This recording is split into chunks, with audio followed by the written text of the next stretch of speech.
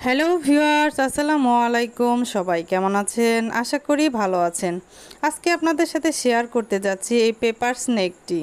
এই পেপার স্নেকটি বানাতে খুবই সহজ। প্রথমে বর্গাকৃতির একটি কাগজ নিতে হবে এবং এই কাগজটি এইভাবে ধাপে ধাপে ভাঁজ করে নিতে হবে।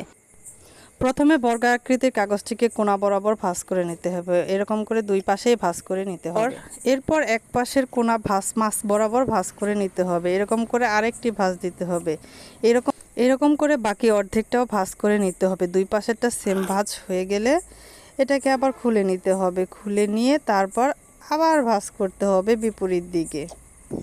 এই পাশের ভাঁজটাও আগের ভাঁজের মতো সেম ভাঁজ করে নিতে হবে ধাপে ধাপে।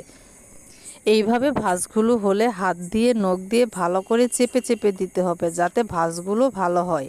এবং এই ভাঁজগুলো ভালো হলেই দেখতেও ভালো হবে সাপগুলো।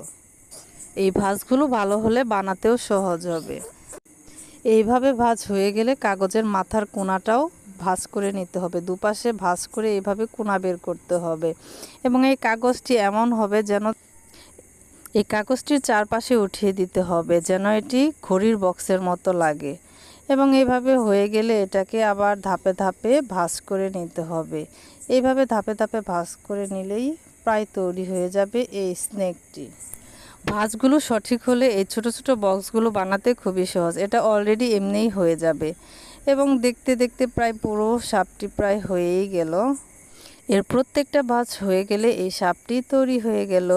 এবং এই সাপটির একটি কালো কলম দিয়ে চোখ এঁকে দিতে হবে, তাহলে এই সাপটি পুরোপুরি তৈরি হয়ে যাবে। এরপর দেখি এই সাপটি কেমন চলে।